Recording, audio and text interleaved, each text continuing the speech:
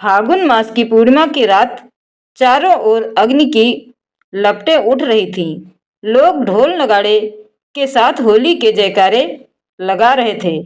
लेकिन इस उत्सव के पीछे एक ऐसी कथा छिपी है जो केवल रंगों की नहीं, बल्कि अटूट भक्ति, अहंकार के पतन, धर्म की विजय की कहानी है।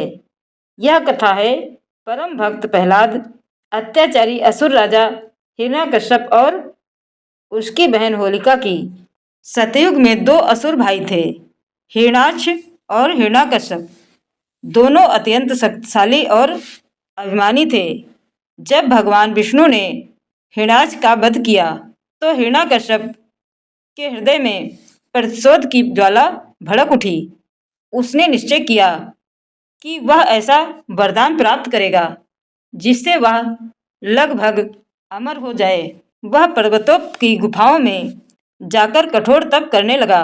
वर्षों तक उसने अन्न जल त्याग दिया। उसका शरीर कंकाल जैसा हो गया, किंतु उसका संकल्प अडिग रहा। अंततः उसकी तपस्या से प्रसन्न होकर सृष्टिकर्ता ब्रह्मा प्रकट हुए। हिरण्यकश्यप ने कहा, प्रभु मुझे अमृत दीजिए। ब्रह्मा बोले, यह संभव नहीं। जो जन्म लेता है उसे मृत्यु अवश्य है। तब उसने चतुराई से वरदान मांगा, न वह किसी मनुष्य से मरे, न किसी पशु से, न दिन में मरे न रात में, न घर के भीतर न बाहर, न धरती पर न आकाश में, न किसी अस्त्र से न शस्त्र से। ब्रह्मा ने तथास्तु कह दिया। वरदान मिलते ही हिरण्यकश्यप का अहंकार आकाश छूने लगा। उसने स्वयं को भगवान घोषित कर दिया। उसने आदेश दिया, मेरे राज्य में केवल मेरी पूजा होगी। विष्णु का नाम लेने वाला मृत्यु को प्राप्त करेगा। इसी हिरण्यकश्यप के घर जन्म हुआ एक दिव्य बालक का, प्रहलाद। उनकी माता का नाम था कायावधु। कहा जाता है जब प्रहलाद गर्भ में थे तब महान ऋषि नारद ने उनकी माता को विष्णु भक्ति का उपदेश दिया था। वही संस्कार बालक के मन में भी अंकुरित हो गए। जैसे जैसे प्रहलाद बड़े हुए, उनके हृदय में केवल एक ही नाम था, नारायण नारायण। वह खेलते समय, पढ़ते समय, सोते जागते हर क्षण विष्णु का स्मरण करते। उनके चेहरे पर अद्भुत शांति और दिव्यता झलकती थी। जब प्रहलाद को शिक्षा के लिए गुरु के आश्रम भेजा गया तो वहां भी वे अन्य बालकों को विष्णु भक्ति का उपदेश देने लगे। जब यह बात हिरण्यकश्यप को पता चली तो वह क्रोधित हो उठा। एक दिन उसने प्रहलाद को गोद में बैठाकर पूछा, पुत्र बताओ, संसार में सबसे बड़ा कौन है? प्रहलाद ने सरलता से कहा, पिताश्री, सबसे बड़े तो भगवान विष्णु हैं। यह सुनते ही हिरण्यकश्यप का चेहरा क्रोध से लाल हो गया। उसने दहाड़ते हुए कहा, क्या तुम्हें भय नहीं? मैं इस संसार का स्वामी हूँ। प्रहलाद शांत स्वर में बोले, आप भी उसी परमात्मा की शक्ति से जीवित हैं। यह उत्तर हिरण्यकश्यप के अहंकार को सहन नहीं हुआ। उसने निश्चय किया कि वह अपने ही पुत्र को समाप्त कर देगा। प्रहलाद को विशाल हाथियों के पैरों तले डलवा दिया गया, किंतु हाथियों ने उन्हें छुआ तक नहीं। वे शांत होकर उनके चरणों में झुक गए।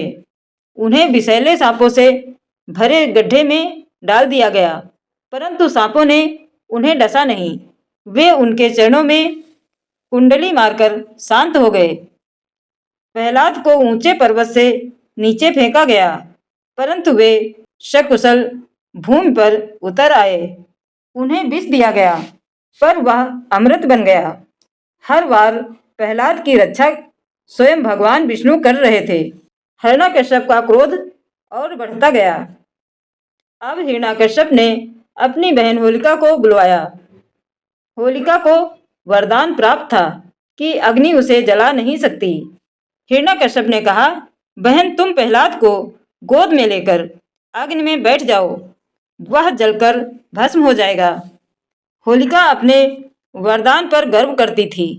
उसने प्रहलाद को गोद में लिया और अग्नि कुंड में बैठ गई। चारों ओर लपटें उठने लगीं। लोग सोच रहे थे अब प्रहलाद का अंत निश्चित है, परंतु प्रहलाद शांत भाव से ओम नमो भगवते वासुदेवाय का जप करते रहे। तभी एक अद्भुत चमत्कार हुआ। अग्नि की लपटें होलिका को घेरने लगीं। उसका वरदान निष्फल हो गया, क्योंकि उसने उसका दुरुपयोग किया। वह चीखती रही, पर अग्नि ने उसे भस्म कर दिया और प्रहलाद वे अग्नि के बीच कमल की भांति सुरक्षित बैठे रहे। उनके शरीर को अग्नि स्पर्श तक न कर सकी। यह दृश्य देखकर सब शतबद्ध रह गए। बुराई की पराजय हो चुकी थी। तभी से फागुन पूर्णिमा की रात होलिका दहन किया जाता है।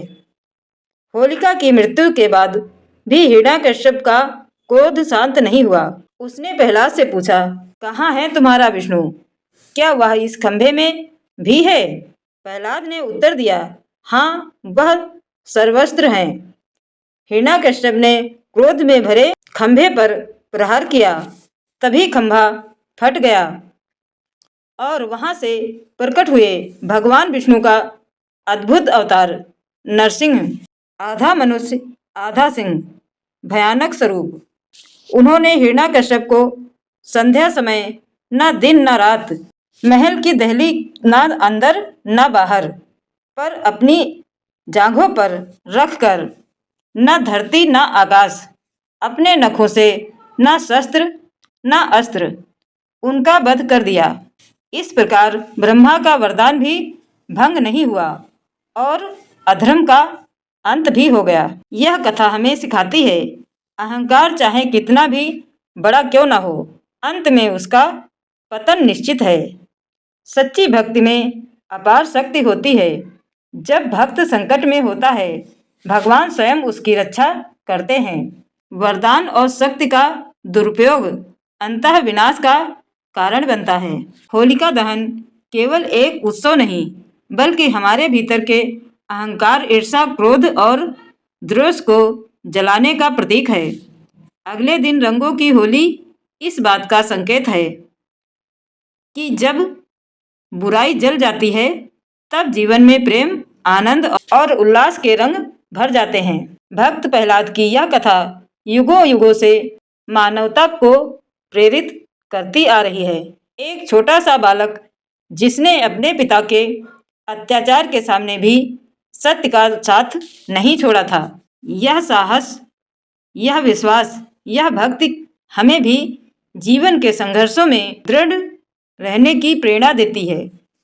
जब भी जीवन में कठिनाइयाँ आए, प्रहलाद को स्मरण कीजिए, और जब भी अहंकार सिर उठाए, हिरण्याकश्यप का अंत याद कीजिए, और जब भी होली की अग्नि जले, होलिका दहन को केवल परंपरा ना समझें, बल्कि उसे अपने भीतर की बुराइयों को जलाने का संकल्प बनाएं। यही है भक्त प्रहलाद और होलिका की अमर कथा। अंधकार पर प्रकाश की विजय, अधर्म पर धर्म की विजय और बुराई पर अच्छाई की शाश्वत जीत।